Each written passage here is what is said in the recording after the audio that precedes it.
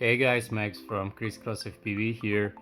I would like to decide this video to my favorite frame CROSS5 frame. This frame is designed around the idea of ultralight yet simple to work frame, and as well the very compact layout, vertical layout. Recently I did some update to this frame.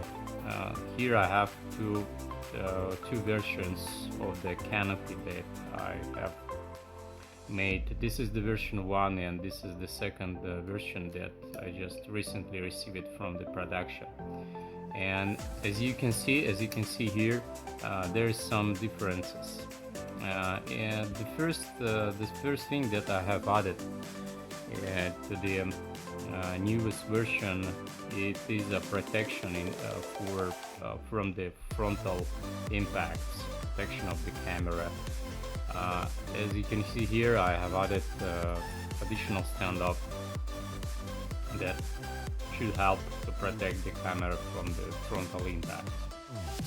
As well, I have redesigned the top plate, so you can see that the first thing that I did, I have added additional pocket for the camera, because with some mini cameras there was angles within which the top plate was disturbing installation of the camera. So I made a bigger pocket to allow complete range of the rotation and the position of the camera. So right now you can install it and turn it to up to 90 degrees without any problem, without necessity to reinstall it to the other hull. The other thing that I have added, it is the hole for the antenna, because before there was only option that you can put your antenna in between the one of the stand-up and the top plate and just zip tie. So right now you can use you can put the connector through the hole and just screw over and install your any antenna, any type of antenna actually right now.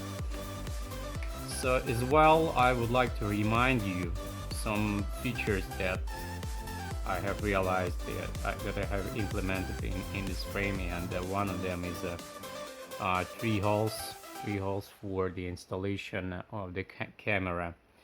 The distance between these two holes is actually same that the distance on the Runcam Mini type camera, and when you install it like that, so you can see, I hope you see right now, so it is exactly 45 degrees, and you can fix it with two screws, so it will not turn freely and easily after the impacts.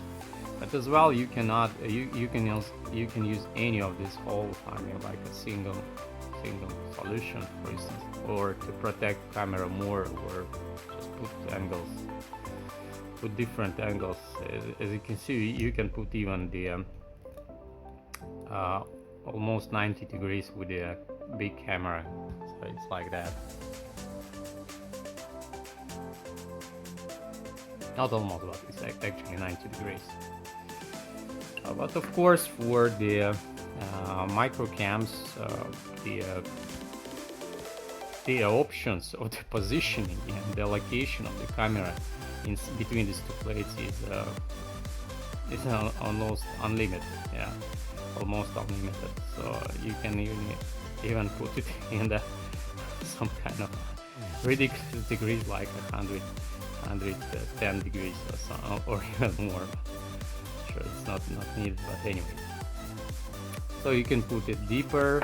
So you can put it deeper to make a bigger protection of it, like that. So you see it sits very deep in between the two plates, or you can put it just more in front if you want to have more field of view, or just decide like that. So other thing that I would like to show you that not I think you don't know about this frame. This is the so-called triple screw installation or something. Within this frame, I'm using the middle plate is aluminum with the holes, with the threaded holes. So actually you don't need some additional nuts or stand-offs to assemble this frame. The screws on the bottom are going through the bottom plate and the arms, and are screwing to the okay, I will show you here, and are screwing to the aluminum plate. And I decided to help a little bit with the level of vibrations going from the arm, through the arm, from the motors through the arm to the flight controller. So as you can see here, the right now the arm is connected with the two screws using this middle hole and the outer hole, but the internal hole that is much closer to the center is used for the for this rubber I don't remember how it's called, rubber bobbins or whatever, which will hold the flight controller. The layout here, the layout of the holes is 20 by 20 and 30.5 times 30.5 millimeter. So if you are deciding to use the big controller, so you just unscrew this, take off the screw, take off this bobbin, and just change the holes. So in this case, the arm will be fixed with the two screws going through the outer holes, and this center hole will be used for the flight controller connection. I think it helps to make the vibration or the noise level slightly less. As well, I would like to tell a few words about the brother of the CROSS5 frame, and this is a cube frame. As you can see, the layout is almost identical to the CROSS5 frame, but with the one little difference. The position of the camera on the CROSS5 is more on the front, but the position of the camera is on the top. Even though the general layout and the concept is the same here as well, the completely same arms and the bottom layout, with the same three holes connecting or fixing arm and the flight controller. But I have made such a difference. I made this frame as well just because there is some pilots that are preferring to have camera on the top for different reasons. For instance, like they don't like to see the props in the camera, in their field of view, to have props in their field of view, or they just prefer more like a centralized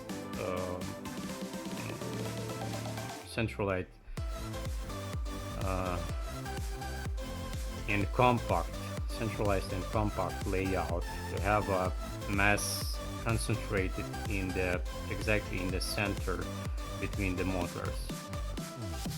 That is all for today. Thanks for watching, subscribe, and stay tuned, more videos coming soon. Bye.